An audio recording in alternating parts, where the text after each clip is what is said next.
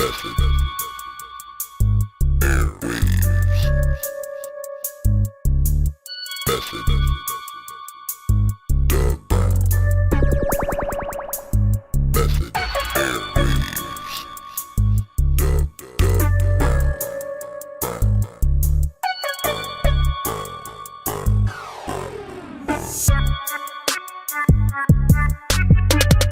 You are now listening to Method Airwaves with Doug Brown. Greetings, everybody. Doug Brown here with Method Airwaves. Today, episode 9, movies. Let's all go to the movies. Got your popcorn, lots of butter, lights are down. Get your little ticket, which is too expensive at the movie theaters nowadays. Go down the aisle, find that perfect seat. I prefer like a little off the aisle, maybe on the right side facing the screen. Sit through some trailers, usually like 30 minutes of useless trailers.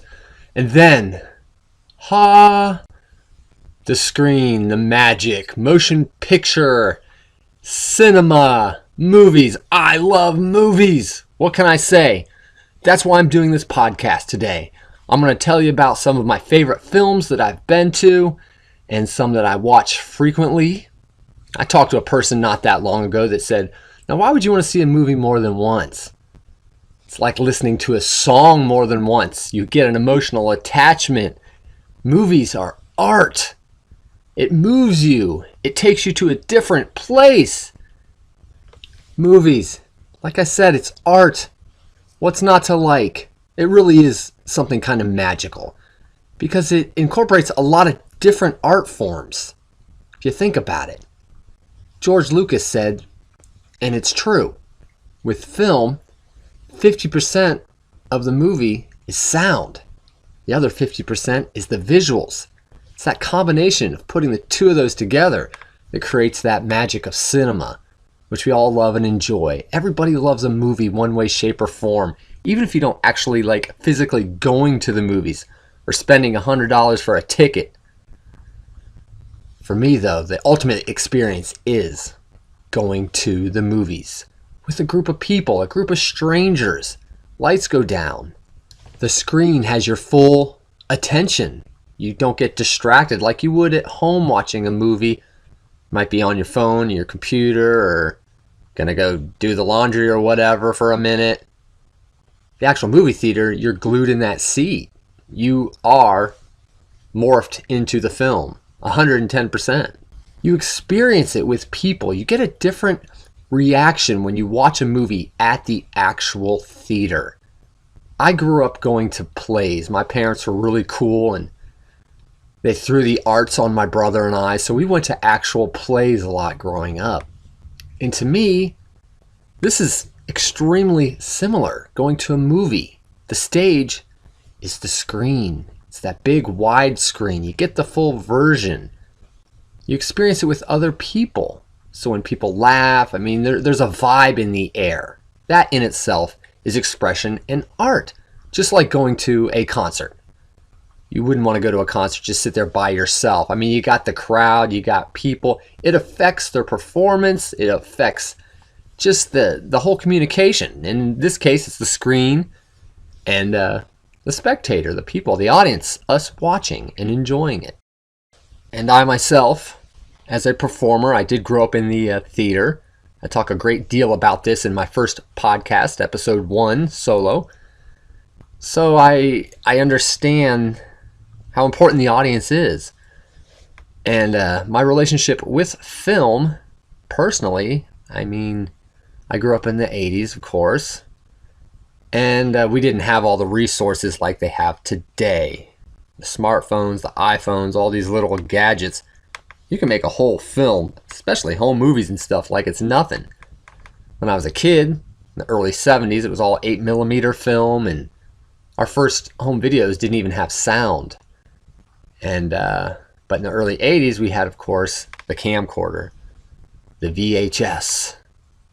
And ours was so kind of ghetto at the time that it wasn't remote. I had to have an extension cord that would go out to the street or whatever. But my brother and I we made our own movies. We made one in particular, which was called Connected with the Case. And I was the George Lucas, if you will, of these productions. I would write the script.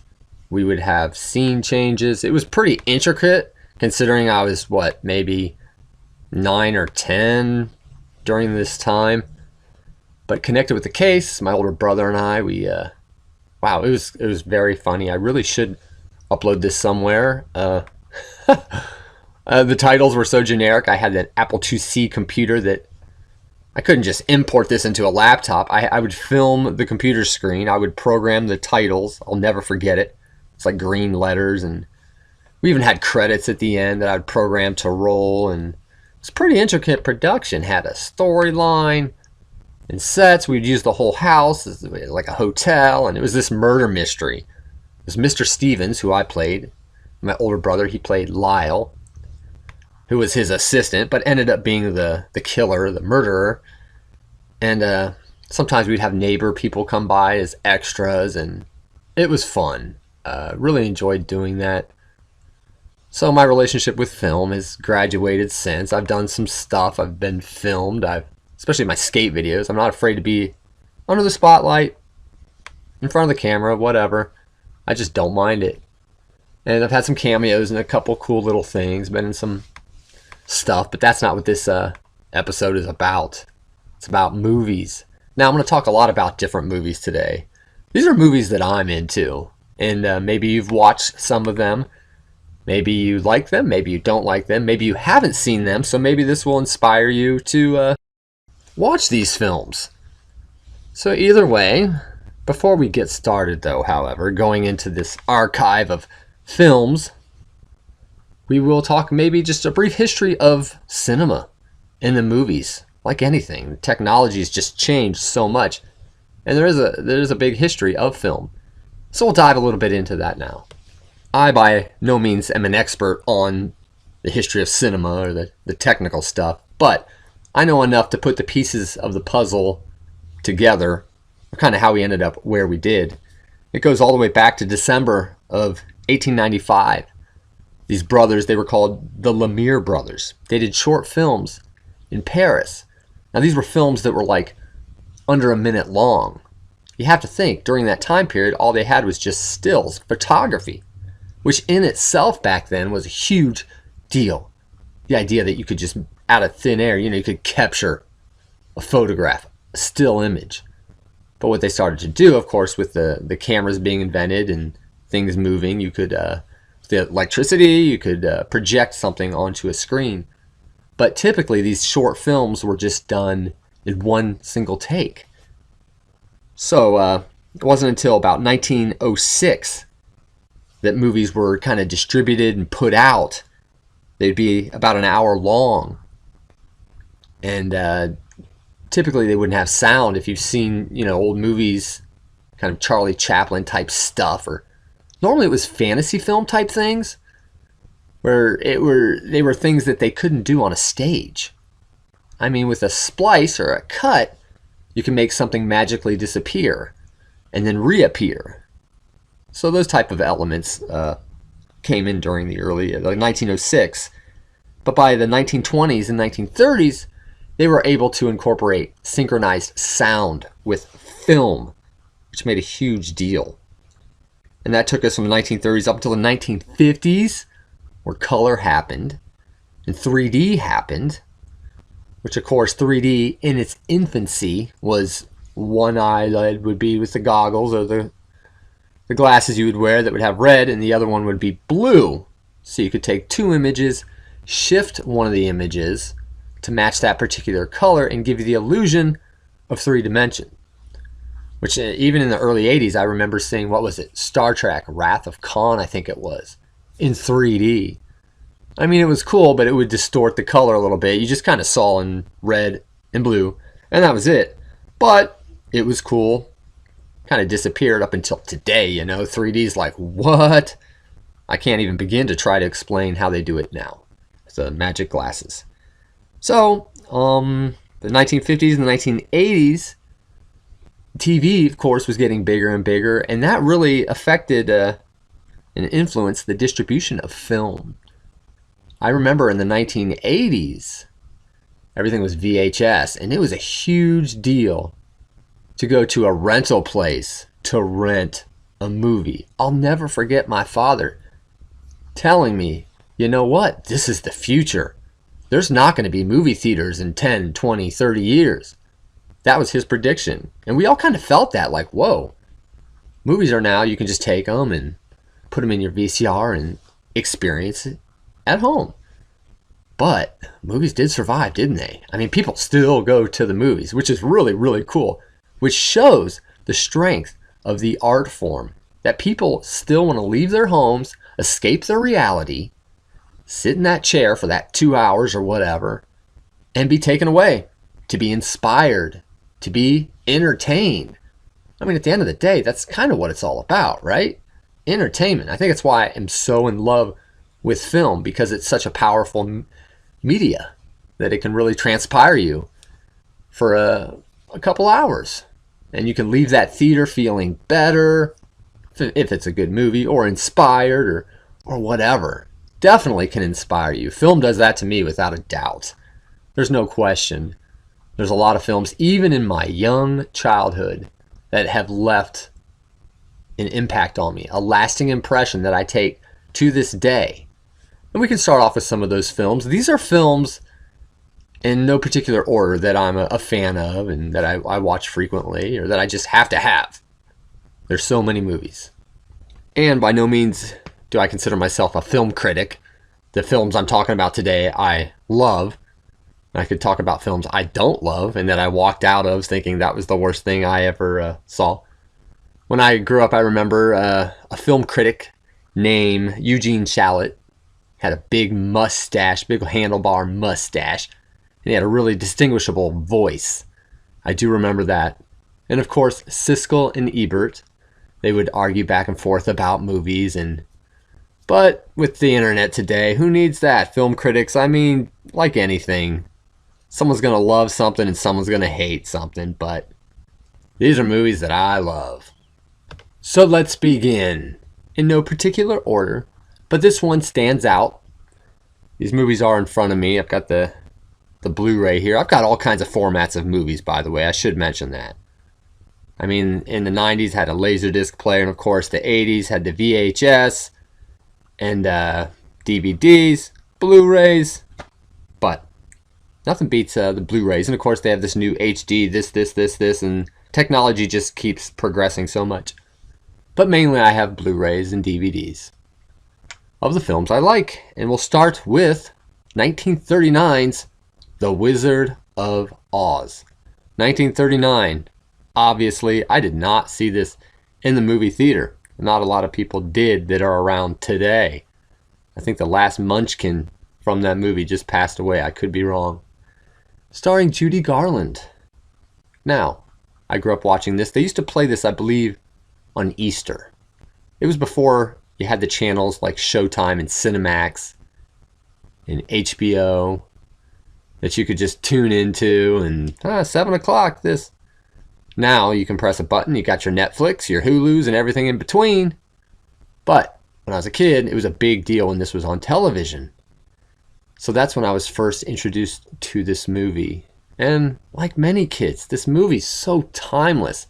That's what makes it so endearing and great and heavy. I mean, the movie's awesome. It's got this storyline that everybody can relate to. That's a sign of a good movie.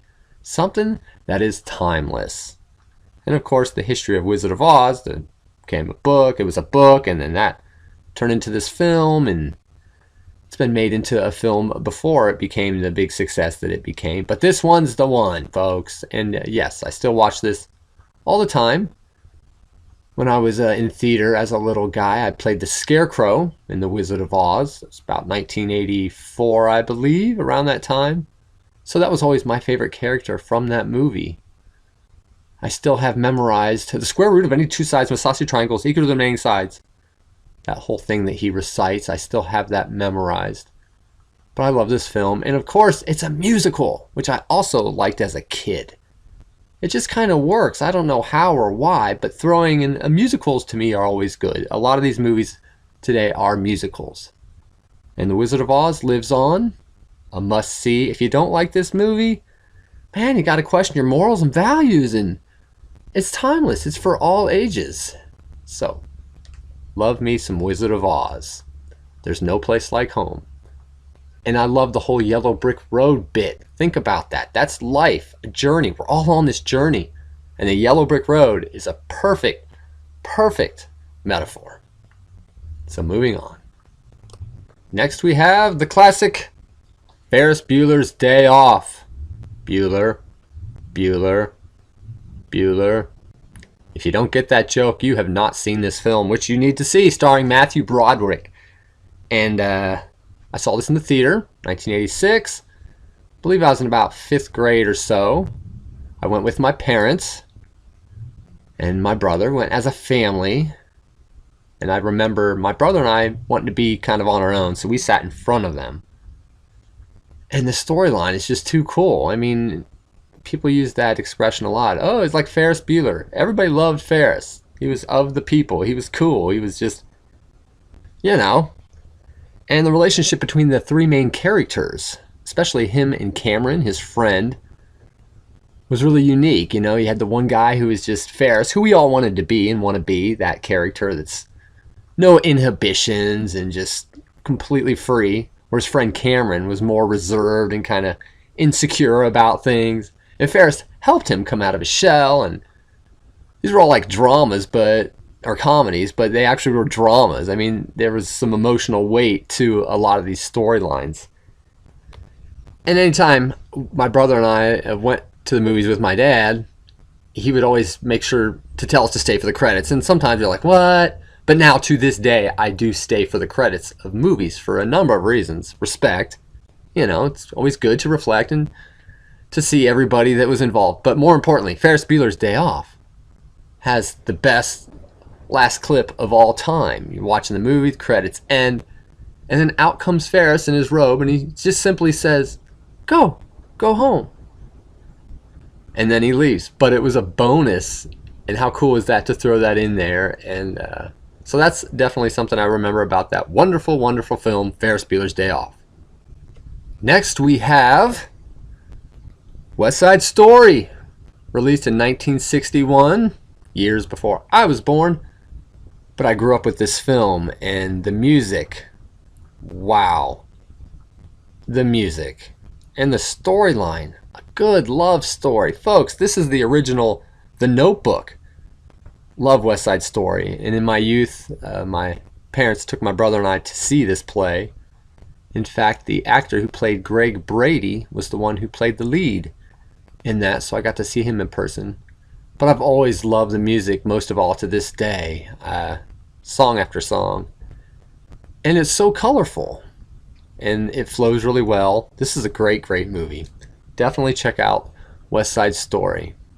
It's a good example of something from the stage being brought to the screen, the adaptation. In fact, I just recently learned that Steven Spielberg is putting this out. No shortage of reboots and remakes of movies. But come on, let's not kid ourselves. Don't waste your time, folks. If it's not broke, don't fix it. Nothing beats the original of these films. Some movies, like Star Wars, you don't want to redo or reboot or whatever. If it's not broke, don't fix it. Moving on. Next is 1982's Annie. Now, as a little kid, I grew up in the theater, so I loved musicals, just like West Side Story before. So Annie, for me, I was just a little kid, but the music is what drew me in. And I had seen this play a lot in my childhood in person. So to see the movie was like, great. So I have a soft spot in my heart for the film Annie because it's a musical and the storyline is great. A lot of empathy and sympathy involved in that film, and the characters are good. But most of all, it's that music and that optimism in the song, Tomorrow. The sun will come out tomorrow. Bet your bottom. I'm not going to sing all these songs, but that's something I always liked, and to this day, still lives on. Timeless movie, Annie. Now switching gears to a darker film titled The Exorcist, 1973 this movie came out. This movie is the godfather of all scary, scary films. Other than Psycho, which is on the list, we'll talk about that in a minute. But the movie The Exorcist, my parents saw this on its opening day, which was around Christmas. Could you imagine that? In 1973. So I too saw the film, but I was inside my mom's tummy. But does it count? I don't know. This movie, my dad was just a little too open-minded, I guess. I mean, I saw this movie for the first time probably when I was 5 or 6. That's a little early to be watching a possessed demon girl's head spin around and her stabbing herself. But at the time, we just saw it as like a roller coaster. It was a scary film, but I definitely had nightmares about that during that time. I was kind of terrified, but the movie is just such a mind play. It really it feeds on your fears. And everybody has a different interpretation of this film. If you listen to the commentaries and some of the interviews between the director and the writer of the book, one guy says it's a love story between the demon and the little girl, and the other guy says, no, it's a horror film, and everybody that watches this has a different response to it.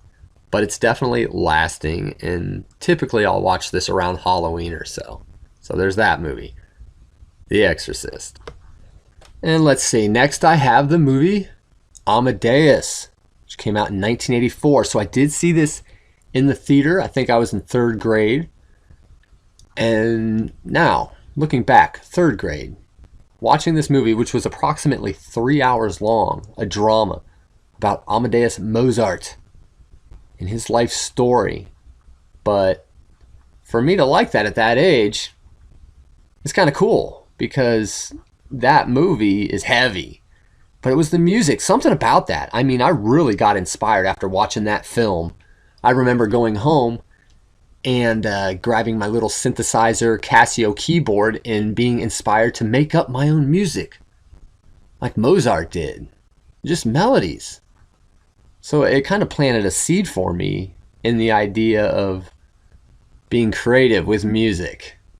And that movie is just, the music, the colors. Thank goodness movies are now out in high definition compared to the 80s. A lot of these 80s movies on VHS, they were all non-widescreen. In fact, if they would put out a widescreen movie in the 80s on VHS, a lot of people didn't understand the black lines at the top and the bottom. They would say, oh, that's annoying. I don't want that. I want the full screen version. What they didn't understand is the full screen, 4:3 ratio, is a television set. It's like a square. So it cuts off more than half of the screen. So widescreen, man, little lesson on widescreen. My dad is the one who taught me all about film ratios, and it's a good thing. All these movies now come out in complete, enhanced widescreen versions. But Amadeus, the colors, the costumes, the time period, and it's a true story. And it's a heavy story. Salieri, I remember that, and it's a love story, and it's got the music, and yes, Amadeus, a must-see. In fact, little side note for the Star Wars nerds out there, I know I'm one of them, Mark Hamill was originally supposed to be the lead character in that movie because he had played that on Broadway and was successful with that. But the film producers didn't want to put him in the movie because his attachment to being Luke Skywalker. Everybody knew him as Luke Skywalker.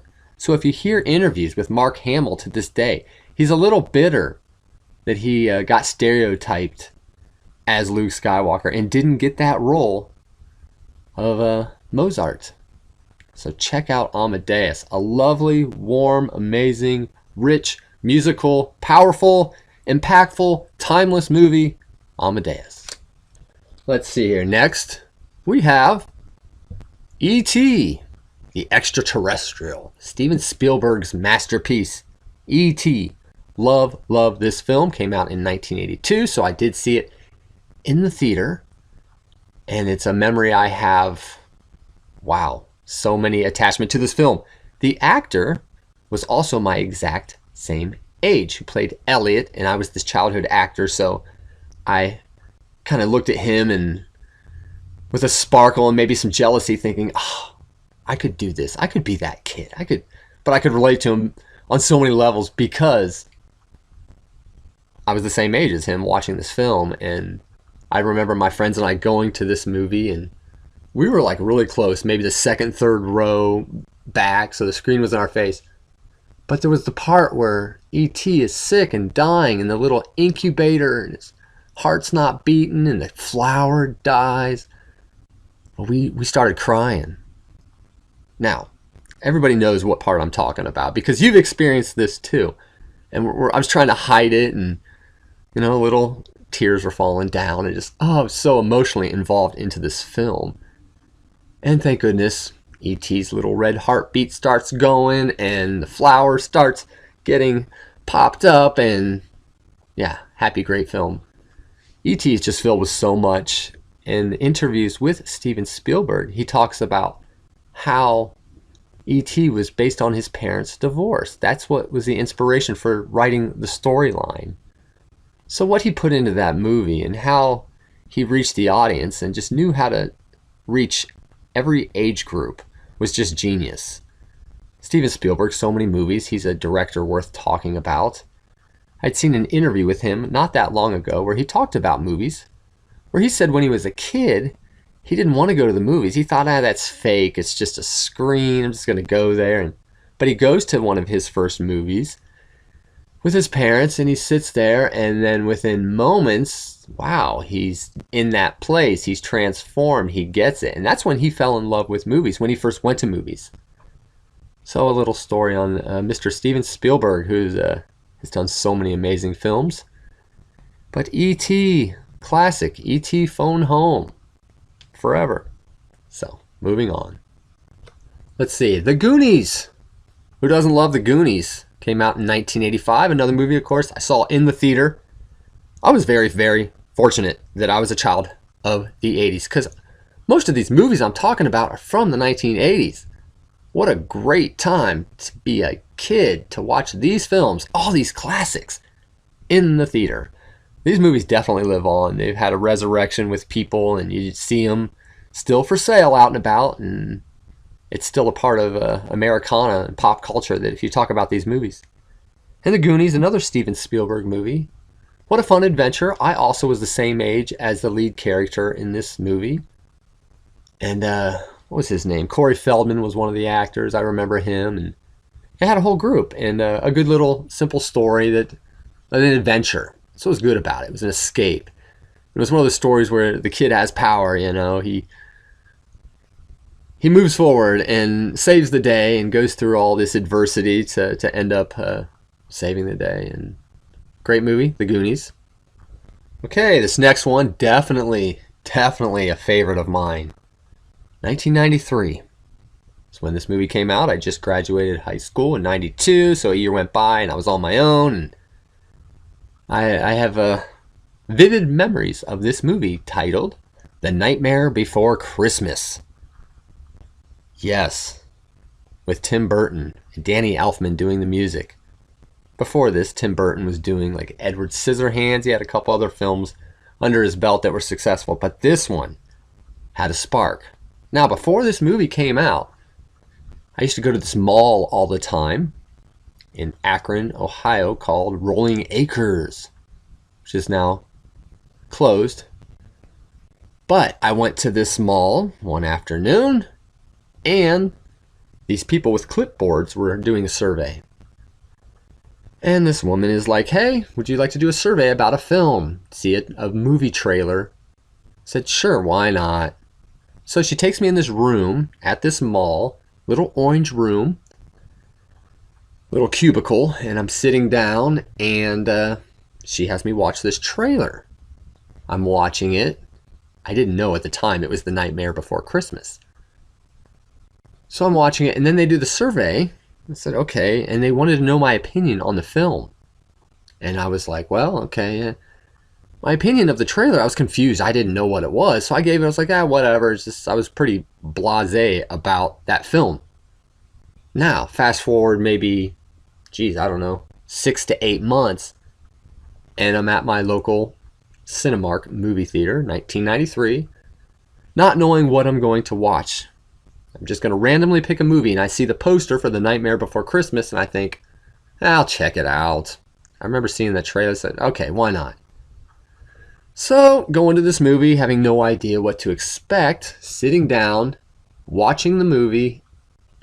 I'm talking all of a sudden, after 5-6 minutes, I am sucked into this movie that is a musical, that is extremely artistic, and just drew me in. And I fell in love with that movie then and there. It reminded me of the musicals I saw when I was younger. And Jack Skellington, the lead character, and the claymation of it was just cool, because that wasn't really common. Before that, we had Gumby. It was the stop motion thing and special effects stuff. But for the most part, to do a whole entire film with that art form wasn't common. So it was visually different. Now today, they would throw that movie in a computer and make it in a half hour, and you get this kind of, I don't know, contrived, I don't want to say Disney look, but you know how a lot of the kid movies look today. But this movie stood alone, and I fell in love with The Nightmare Before Christmas. Ended up buying a bunch of the toys and stuff when they came out, which was cool. I still have that movie ticket, I should mention. I saved that. But when they did the merchandise for this movie, which wasn't really that popular, by the way, at the time, they clearanced a lot of the toys and stuff because stores associated it with Christmas items, so it was clearanced. So I went to my local Fisher Big Wheels store, which was the Walmart of the day for my hometown of Worcester, Ohio, and I bought a bunch of this stuff. Now, fast forward years, that stuff was really worth something. Had I known that, I would have bought the whole toy aisle. But I just bought these items as a fan. So, Nightmare Before Christmas. Wow, it got a huge following. The store chain of Hot Topic picked up some of the stuff. So when punk kind of got big later on, and goth, and that kind of dark fashion, the chain Hot Topic started selling Nightmare Before Christmas items. And then people all of a sudden were finding this film. It found its audience. Tim Burton was well ahead of his time. So people became fans of the film, and now it's everywhere. People are getting tattoos. It's got a huge following. It's no longer just this little cult following. But for me, I always have that sentimental attachment to that film and that time period. And I'm part of that first generation of Nightmare Before Christmas fans. So if you haven't seen it, you're missing out. It's a mix between Halloween and Christmas, of course. It marries the two really well. And the music's great, the story's great, and it's fun to watch. Grease is the word, is the word, is the word, is the grease. Grease! Who doesn't like Grease? Taken from a musical, the play, and it became a motion picture in 1978, a year after Star Wars came out, starring John Travolta and heartthrob Olivia Newton-John. I first discovered this film on TV, watching it as a young kid with my mom, I remember, actually, and falling in love with that movie because it was a musical. Loved musicals, still do. And the music, I mean, it's another film that's just great for all ages. And again, it's timeless. I mean, John Travolta in that movie, come on. I mean, it's just a fun film. It's got that 1950s vibe to it. So it's all doo-wop-ish, and it's a great musical. I mean, you feel like you're watching a play. It flows really well, too. And it's funny. And has a great finale. Everybody's happy at the end, and it's colorful. Love the colors and the costumes and the relationship between the characters in this film. Because he is a character, any good movie like this is a character that goes through a transformation. And he does. He starts off as this leather jacket, kind of tough guy around his friends. And then the whole relationship with Sandy. And then they end up that they flip-flop at the end, don't they? That she's now in all leather, and done up, and he is now the guy with the sweater on, being the softie, and the two of them ride away into the sunset, waving into the clouds in their car, and Grease is the word, definitely. All right, everybody, are you ready to cut loose, to foot loose? That's what's up next. 1984, Footloose. Love this movie, saw it in the theater. A lot of good movies in that early 80s time period. The music, Kevin Bacon. Had Laurie Singer, which was from the TV show Fame, which I used to watch as a young kid. So here she was in this movie. And a great storyline. It still works today. It's very it's timeless if you think about it. The character Ren, he shows up in this town, the Bible Belt, and they're all against dancing in this town, and his love interest is the daughter of the preacher who is against dancing, but it had breakdancing in it too. I was big into dancing as a kid because I grew up in the theater, so I was even taking dance lessons, and everything with dramatic arts I was into. So I could relate to watching this when they were doing the dance moves. I just loved it. And I love Footloose. They did redo it, but I don't think I made it maybe through, I rented it, maybe 20 minutes I watched of it and thought, do not remake something like Footloose. Don't waste your time.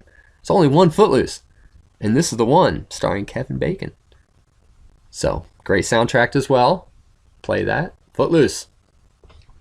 Now, another movie that came out in 1984. Prince. Purple Rain, which I did not see in the theater. My brother was a big Prince fan, and he was a couple years ahead of me in age, and he was huge into Prince. I was so into groups like Duran Duran and Howard Jones, NXS during this time. So Prince, I liked the music, definitely, but it wasn't until a few years later on in my life, that I really got into Prince and appreciated him as an artist and everything that he did. And the movie Purple Rain, which is basically autobiographical of Prince's life. And the music in there, man, that soundtrack, love it, gets better with time. And of course, Prince, rest in peace, has passed away sadly, and he will live on forever. I listen to all his catalog of albums, and in fact, quick fun story, I got to dance on stage with Prince. This was probably about 10 years ago. My brother, when he had turned 40 for his birthday, he wanted to see Prince, and boy did he. And I got the opportunity to go with him. We flew to California, to the Los Angeles Forum. I saw Prince, front row, not just front row. There's the front row, and then in front of that, there's like the VIP rock star area, and that's where we got to sit. And beside me was the bassist for Metallica. And anyhow, to make kind of a long story short, he had these little backup dancers that were walking around the end of the stage in their high heels, rocking and rolling. And there were some staircases on the very side, and I made eye contact with one of them, and I ended up getting on stage with Prince. That's right. He was doing maybe a 10-minute guitar jam. Sheila E. was playing drums. I'm making eye contact, going on stage with Sheila E. as she's smiling at me. And then there I was, in front of about 20,000 people, dancing in front of Prince. He's got his guitar shaped like his, symbol. And I'm doing these like breakdance moves, just trying to rock out. And he is reacting to my dancing. So he steps back and he's like, "What?" So that was that is a huge memory that I will always remember. And something for my brother and I to always remember. And I was glad to have that opportunity because I got to hang out with my bro. And I got to be in front of Prince one-on-one. I mean, during the concert, his foot was maybe 2 feet from us. We were that close, and Prince is a legend, an icon, and so I'll always remember that. And every time I watch Purple Rain, I always think about that and love the music. Can't get enough of Prince. Purple Rain, check it out. If you've never seen it, if you're not a Prince fan, after watching that, You will be. Now, next, what do we have? 1979's Ridley Scott's Alien. Classic film. Scary film, but classic. And I did see this movie in the theater. I was about 4 or so. And yeah, my dad always tells this story. I've told it before. That I was such a little guy that there's the end part where Sigourney Weaver's character is confronting the big alien. The alien's in her face. And the theater is silent. And I'm going, Daddy, is he going to eat her? Yeah, cute, funny story. But he always likes to tell that I was loud. And I was pretty young to be going to see that movie. And it grew on me as I got older. And I just like the whole sci-fi of it. It's an escape. Now, this was after Star Wars. So Ridley Scott, the director, he will even admit that he made this film because he realized the films he had made previously were on Earth. They were kind of about here and now. And he wanted to think outside of himself, outside of our universe. And Alien takes you there. And the sequels were good as well, but nothing will beat the original Alien. Love that movie. Now, yet again, another Steven Spielberg film, Poltergeist, which came out in 1982. Scary movie. And I saw that in the theater. You'd think it's going to be kind of just like a fun ghosty movie, but that thing is scary. Even to this day, it holds up. The little girl going up to the TV screen. They're here. Something that's fun about that movie is there's lots of winks to his friend George Lucas. These guys in their movies, if you watch closely, they kind of wink to each other. The little boy in Poltergeist, his bedroom is filled with Star Wars toys and things like that, and they'll say different lines. But the movie Poltergeist is just wild because it's that whole different dimension. It's the extraordinary, the things that we don't see, that can adhere to our fears sometimes. And that movie really illustrates that. So I'd recommend, if you haven't seen Poltergeist, it's a good movie. Watch it in the dark. Speaking of scary movies, next up here I have Stanley Kubrick's The Shining, which came out in 1980. I didn't see this movie in the theater, but I saw it a lot as a kid because my brother, he was really into horror films. He kind of introduced me to a lot of these movies. And I saw that with my dad and my brother on TV, and that was a scary film. That movie gave me nightmares, but it holds up. Jack Nicholson, here's Johnny with the axe, and Shelley Duvall. So, classic film. Now, the next movie here, can't be stuck in the 80s too much, although we'll definitely go back here, is 2014's movie called Boyhood, which people either love or hate. I love it. Storyline's not really heavy and thick and busy, but I believe it's 2.5, 3 hours long. It's a long film, but it was filmed over 12 years. So they follow this young boy and his sister and his mom through their journey, and he, of course, ends up graduating high school and being 18. But they film the actors as these characters through the years, so you see the changes everybody goes through. The mom gets divorced, and Ethan Hawke plays the dad. And all the elements and the things they deal with are so heavy, they can relate to our own lives. That's what I like about that film. It's a film about change and character development and going through adversity, and these characters in this movie go through a lot. The relationship between this young guy and his sister and his mom, and there's just something about that whole film that it makes you think of your own life. That's what it really does. And the music, the soundtrack is awesome. That's always a plus. After seeing that, I tracked that soundtrack down. It wasn't easy, but I found it. And Boyhood, worth a watch. Check it out. Up next, Stand By Me. Classic. Great song, too. Now, this is a Rob Reiner film. He's done a lot of great movies like Harry Met Sally. And the cast, we have Richard Dreyfuss doing the commentary as the older guy.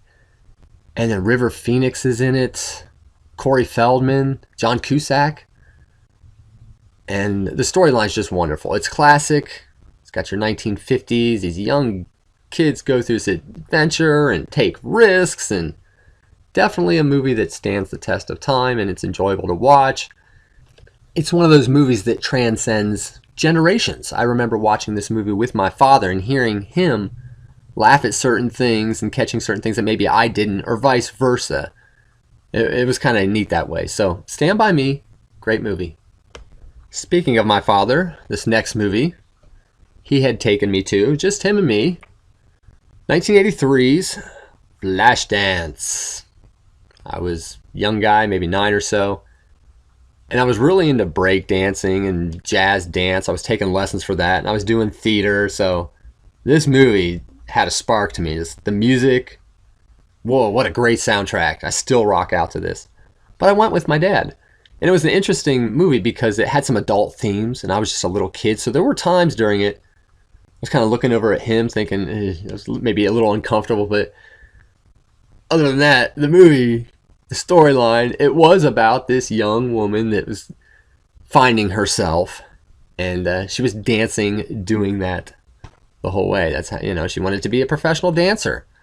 So that's a story, kind of like a Wizard of Oz type thing. You got your yellow brick road, and she goes through these different hoops and rings and channels to end up where she is. And there's a love story as well. And some great music videos from that. So, soundtrack, awesome. Flashdance. Let's see, next up, The Breakfast Club. Came out in 1985. What a great movie. John Hughes produced this movie.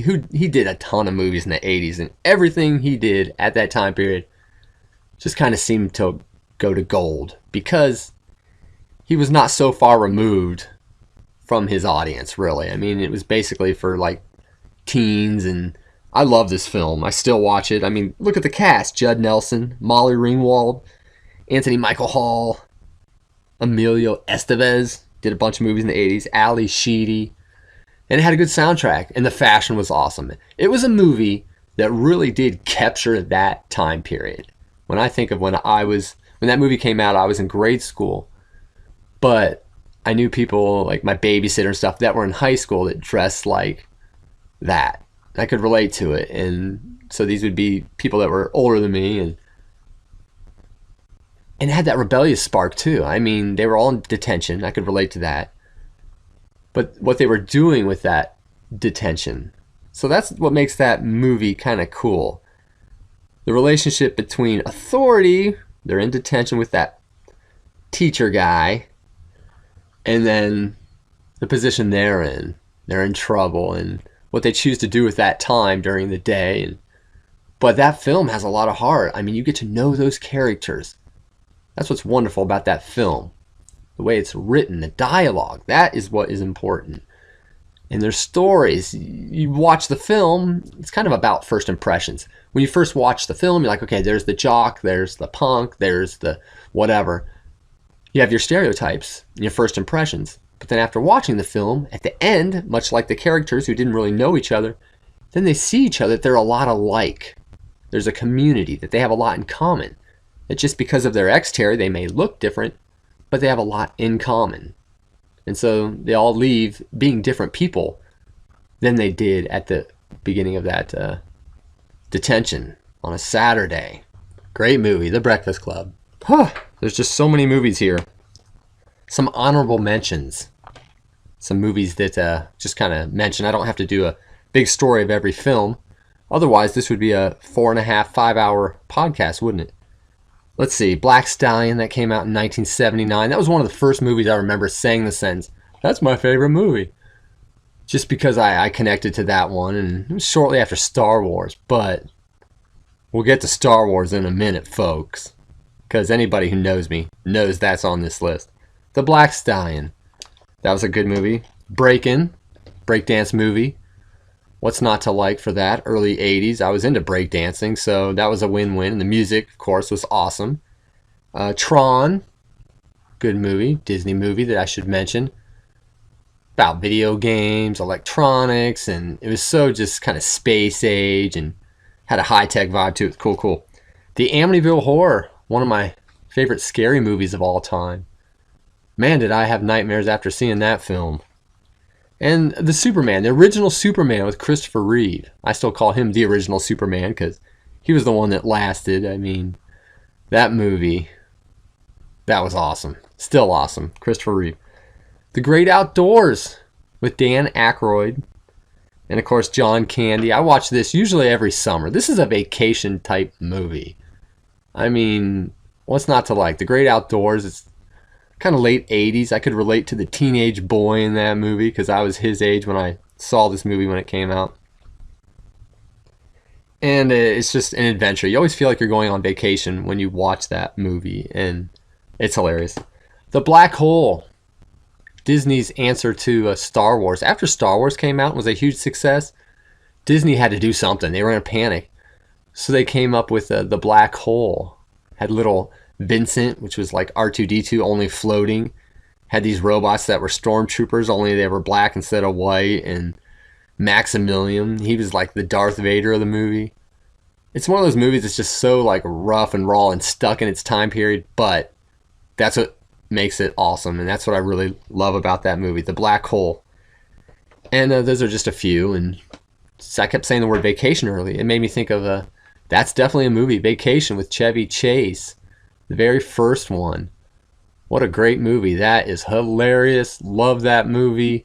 The adventure they go on, going to Wally World with the moose and the whole bit. Beverly D'Angelo played the wife, and Michael Anthony Hall was the son. That's a funny movie. Chevy Chase, man, that was his time period, wasn't it? With Christmas Vacation and everything.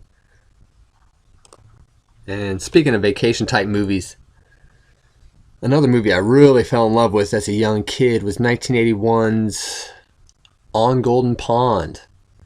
What a classic, awesome film. Henry Fonda, Jane Fonda. His actual daughter plays his daughter in the movie. What a great movie. In fact, it was Henry Fonda's last movie that he did.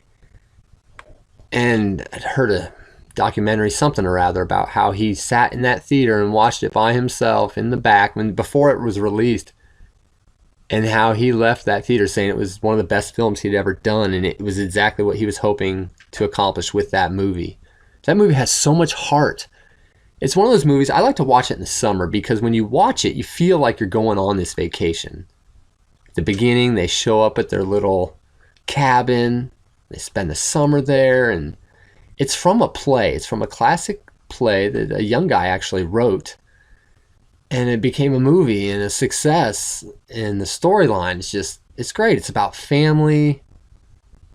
There's the young boy and the old man. And going through divorce. There's the father and the daughter, so there's the parental thing, and that's a great, great film. Please, if you haven't seen On Golden Pond, definitely see this movie. It has some elements that are kind of stuck in its time period, the way it was filmed and certain, things, but for the most part, the visuals, of that lake, it's just extraordinary. It's very artistic and warm, and it captures your heart. It pulls at your heartstrings. I love that movie. Still. Oh, another great film. 1980 is when this came out. It's The Elephant Man. Starring John Hunt. Has Anthony Hopkins plays the doctor. And this is a true story about John Merrick, who had this disease when he was born. That he was extremely deformed. His body, his face. And I've studied this a lot. I've learned a lot about this individual and what he went through, and the movie's just extraordinary. It's timeless that they're topics we can relate to as human beings and having especially empathy for other people. You think of bullying today, and if somebody's different, that people ridicule those that are different. And this movie really tugs at the heartstrings. Without a doubt, you'll find yourself definitely tearing up during this movie if you have a heart whatsoever. because it makes it, you think of life. And John Merrick, the true life story, he died at a young age, but he made the best with what he got. And Anthony Hopkins plays the doctor who discovered him and helped him and gave him opportunities that he normally wouldn't have had. I could do a whole podcast on this topic. Definitely worth a viewing. See The Elephant Man. You'll be inspired and it will make you think. On a lighter note, the movie Clerks. Kevin Smith came out in 1994. I have followed Kevin's career through every picture. I mean, he had a cult following there for a while, still does, but it's a little more mainstream now. He's done so many movies that are all great, and I enjoy every single one of them. From, Mallrats, Clerks 2, of course, Zack and Miri. I mean, I can go on and on with all his films. And recently he's done a couple horror films, which is a stretch, but they were still entertaining. I mean, he has a style that's all his own, and it's mainly dialogue driven, which is what makes it so good, because his dialogue is spot on. I mean, you have to see the new Jay and Silent Bob reboot. That movie, if you followed his career in the movies, it's hysterical. Kevin Smith is cool. I've seen him in person, which I can say that sentence. And he does podcasting, and he's an interesting guy. Just had a heart attack. Was that a couple years ago? But he has come back, and he talks about it a lot. He's been through all kinds of stuff. And he's a mentor to me, really. I mean, he's inspirational for sure, the way he's taken something out of nothing and made his life what it is, you know. He's not that much older than me, so I think that's cool. And he's a big fan of movies and Star Wars, so he always puts that into the movies, and I just feel like I have a lot in common with that guy. So Clerks, check it out. Any Kevin Smith movie is worth checking out. Okay, next up, Sylvester Stallone in Rocky. Rocky Balboa, the original Rocky, came out in 1976.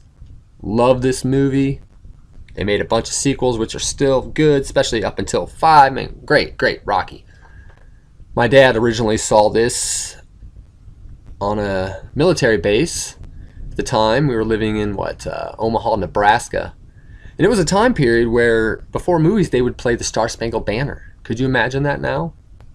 No trailers, no Pepsi commercials. Just this tribute to the United States of America, and then your film. This is a movie that my dad and I would watch, and my brother too. It's just one of those movies, man. It's Rocky. It's a love story. The original is #1. And the sequels went all over the place, which is fine. He had kids, made money, and all this. But that original, he came from nothing to something, and he fought to get there. I love to quote Rocky. And I use this a lot in my program when I speak. It's not how hard you can hit, but how hard you can get hit and get back up. Yeah, Rocky's one of those movies that is relatable. You can take a lot of those scenes and put it into your own life and think of your own circumstances and challenges. And he overcame them, so can you. It's that type of film. And Rocky. Now next, let's see. Dun dun dun dun dun dun dun dun dun dun dun dun dun dun. Raiders of the Lost Ark came out in 1981. Saw this in the movie theater. What a great film. Harrison Ford. This was the first opportunity for us to see Han Solo be something else, but yet the same thing. Still had that edge, and he was still kind of a Han Solo character, being Indiana Jones. And of course, two favorite people in movies. We have Steven Spielberg and George Lucas, who worked on this together after filming The Empire Strikes Back. I could go on and on about the Indiana Jones world and the movies that they had made. Had the sequels, and then did the part 4. Sean Connery was in part 3. Love those movies for a million reasons. The music, John Williams returned, same guy who did Jaws and Star Wars and all kinds of other movies. And Raiders of the Lost Ark. And next, something in the scary genre, which is Psycho, which really is the granddaddy of all horror films. It started everything. Alfred Hitchcock in the movie Psycho. In fact, the movie Hitchcock is really cool. It has Scarlett Johansson in it, Anthony Hopkins. Definitely check that out. But Psycho, Anthony Perkins, who plays Norman Bates, and Janet Leigh, who is the female interest in the movie, to tie another favorite movie of mine, which is John Carpenter's Halloween. Jamie Lee Curtis, her mom, was in Psycho. That was Janet Leigh. And John Carpenter, being a huge fan of Psycho, winks a lot to that film in Halloween. Kind of putting two films here together that are kind of my favorites, which is Psycho, the original, black and white. Great scary film. Not a lot of gore. That's what was big about that movie. A lot of people thought at the time period in 1960 that, oh, this horror film, it's so vulgar, this and that, but there's no blood barely. I mean, just in the shower scene, some ketchup, in the water. But you don't see any stabbing or anything vulgar. It's all mental. So it's what you don't see. It's fear that's instilled in the viewer. And that's where that movie had its pull and its weight. So Psycho, and of course Halloween. The original Halloween movie, which came out in 1978. John Carpenter wrote that with Deborah Hill, and they put out a lot of movies. And the first one's the classic, of course, filmed mainly in Pasadena, California. I know a lot about this film. My brother was big into these movies. He was into it before I was, and he kind of introduced me to that franchise. And so I didn't get to see Halloween in the theater. I was just a little kid. But certainly I've kept up with the franchise. And part 2, which was good as well, the sequel, which took place the night after, it continues, even though it was filmed afterwards. And part 3 was the only part of the series that kind of strayed away and went into a whole different film, which has a cult following. And then back to 4 and 5, which was kind of one of my favorites because it was very 1980s, late 1980s. So the music and the acting and yeah. Anyhow, Halloween, the original. If you haven't seen it, it's worth seeing. Now, I've gone to this before where they've re-released it, and you got a crowd full of people, and I'm staying for the credits like I always do. And I'll never forget the couple teenagers coming by and just talking to each other, and like, that wasn't scary, that was stupid. New generation wouldn't appreciate that type of film. They want to see, for the most part, there's gore, special effects, CGI. Whereas the original Halloween had none of that, which is what made it great. Everything was just kind of smoke and mirrors, but it was more mental, just like the original Psycho was. It was the fear of the unknown. Like the character in the script, he's known as The Shape. Not Michael Myers, just The Shape. You see this guy and you don't know anything about him. You don't know if he's happy, sad with that expression. And that's what's scary about that movie. So it takes some intellect. That's a good movie. Halloween, the original. All right, and the next movie. I have a special guest real quick that's going to introduce this movie that came out in 1979. You ready? All right.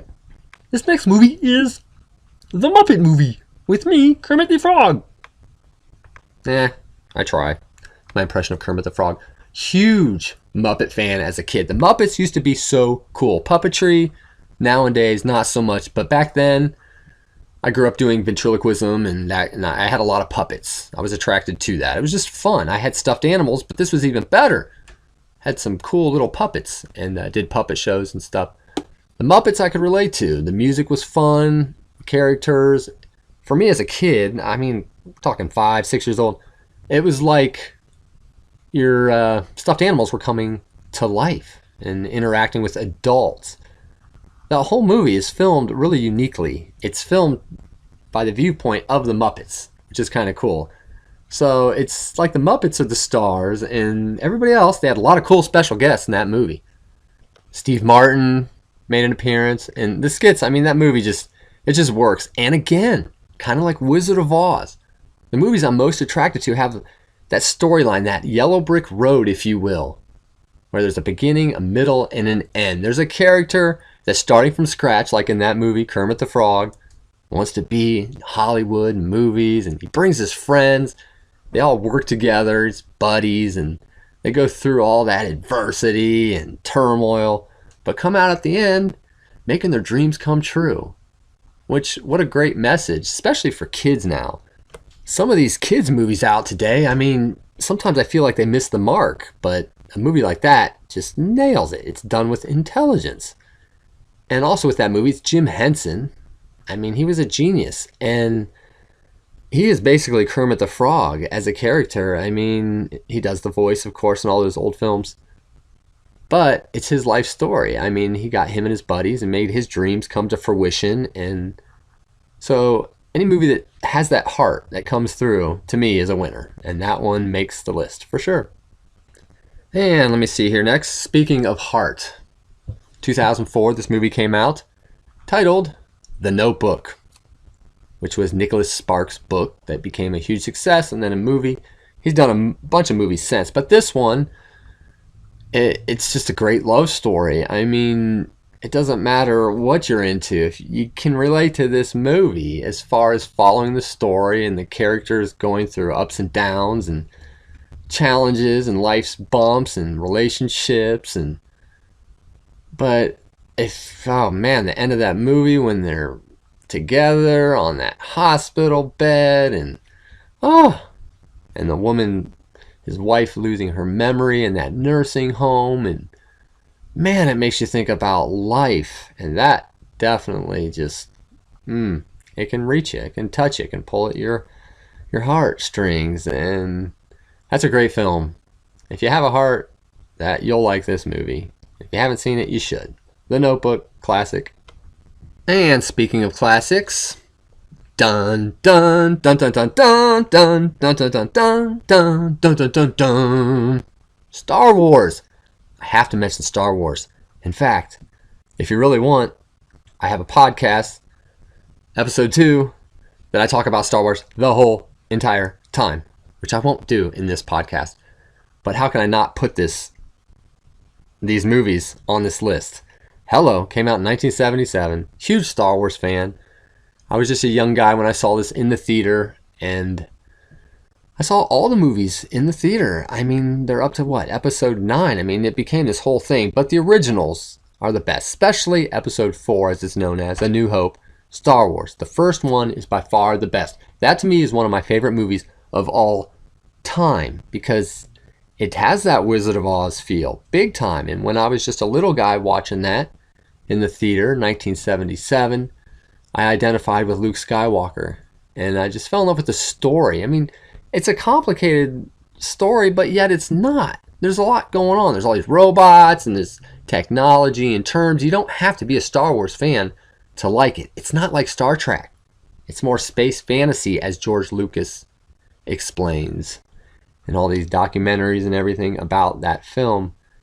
And I saw The Empire Strikes Back, the sequel, in the theater, which was cool because I can say the sentence, I didn't know that Darth Vader was Luke's father.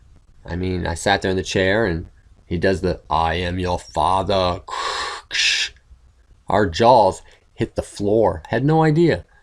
So getting to experience that original trilogy of Star Wars was magical, and it has followed me through my whole entire life.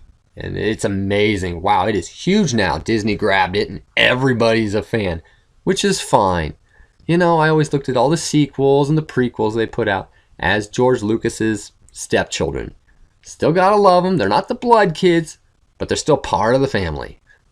So we'll leave it at that. Star Wars. Great, great film for sure. Now let's talk DeLoreans, flux capacitors, Back to the Future, 1985. Definitely one of my favorite movies of all time, starring Michael J. Fox, Christopher Lloyd, Leah Thompson. What a great movie. I could do a whole podcast on this movie. And I started skateboarding because of this movie. At least I was really inspired by that intro when Michael J. Fox, Marty McFly, is going down Doc's driveway on that skateboard. At the time, skateboarding wasn't like so mainstream like it is today, but me being a little guy, I identified with that. So it left an impression on me, skateboarding, and I started skateboarding because of that movie. It played a big part. So yeah, I'm a huge fan. The trilogy is cool. The sequels didn't do quite as well, but I went to them and loved them and still enjoy them. The movies are definitely back. Wow. They are so popular. Everywhere I go, it's part of my program. I talk about my history of skateboarding, and I mention Back to the Future, and all the kids, no matter where I go, their hands go up. They know that film. I had seen Michael J. Fox in person too, which is kind of cool. I can say that sentence. And it left an impression on me. Back to the Future is fun. It's time travel.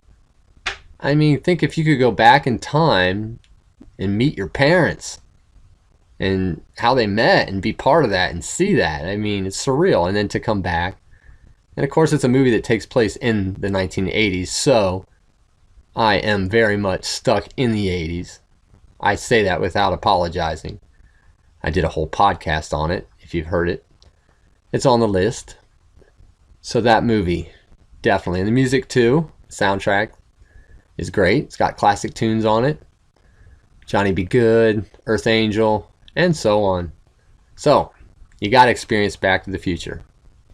Yes, and real quick, I mentioned Halloween, holiday movies. Christmas movies, my favorite. A Christmas Story, saw that in the theater, which is just one of the best Christmas movies ever. And of course, Chevy Chase in Christmas Vacation, way up the list, awesome. And A Christmas Carol with Robert Zemeckis did that, who also did Back to the Future. And Jim Carrey's The Grinch that Stole Christmas, of course. So those are a couple Christmas movies that are worth seeing. And mentioning Robert Zemeckis a lot here. 1993, the movie Forrest Gump. What a great movie. When that came out, it was one of those movies that people saw more than once. I think I saw it 3 times in the theater. And it was a 3-hour movie, which was kind of ahead of its time a bit to hold your audience that long. And that was a movie that is just awesome. I mean, Forrest Gump. Life is like a box of chocolates. You never know what you're going to get. I mean, Tom Hanks, Sally Field playing his mom. I just love that film because it captures a lot of time periods and the music is just amazing. It's just got everything from Elvis to the Everly Brothers to everything in between. Now, let's see. Yes.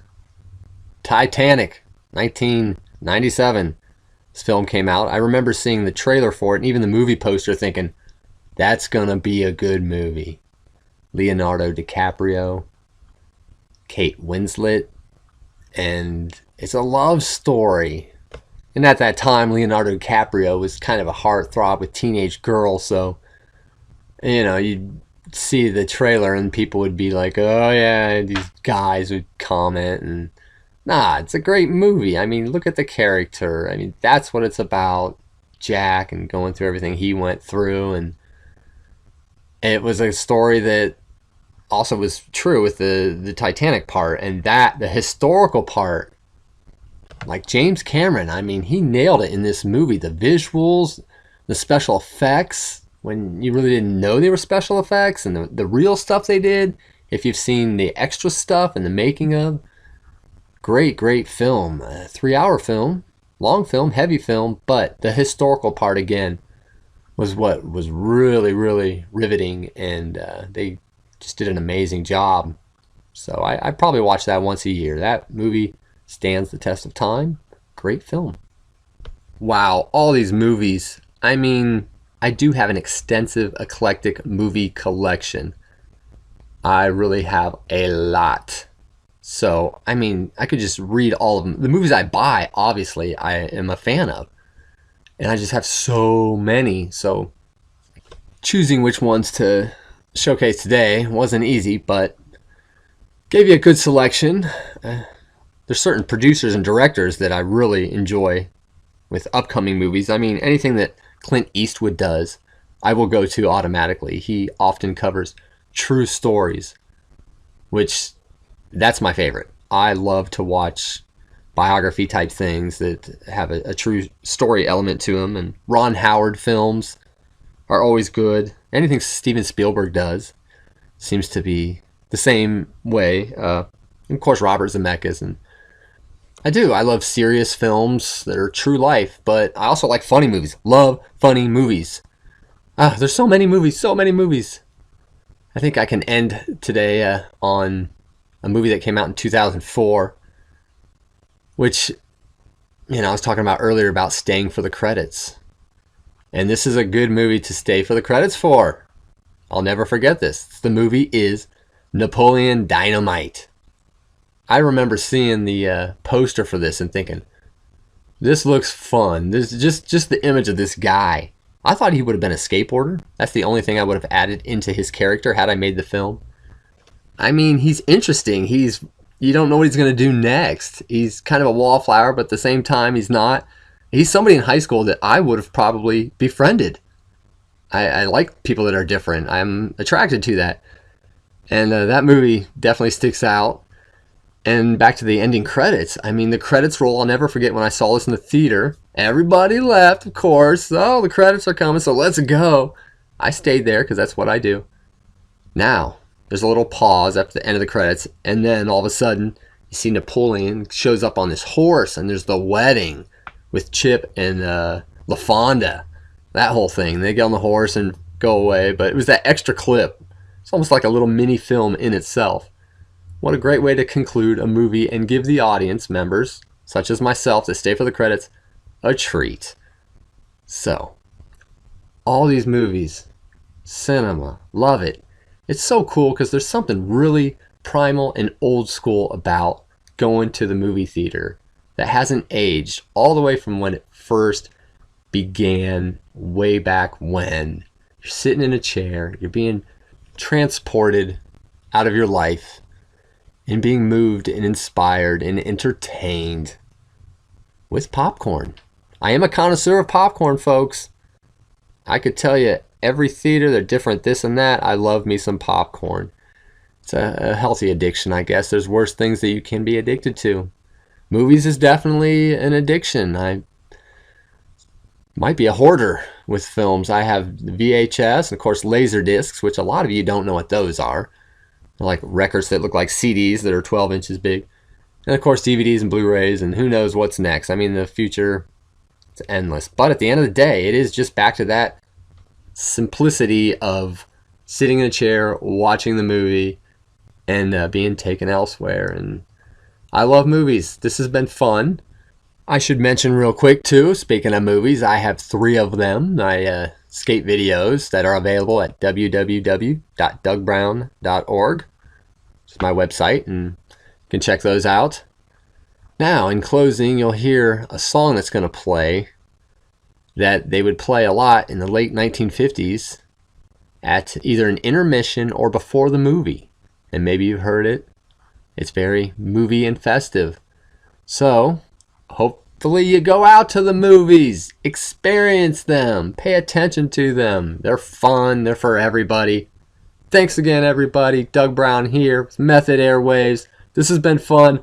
We'll see you next time. I appreciate it. See you guys. Let's all go to the lobby. Let's all go to the lobby. Let's all go to the lobby to get ourselves a treat. Delicious things to eat. The popcorn can't be beat. The sparkling drinks are just dandy. The chocolate bars and the candy. So let's all go to the lobby to get ourselves a treat. Let's all go to the lobby to get ourselves a treat.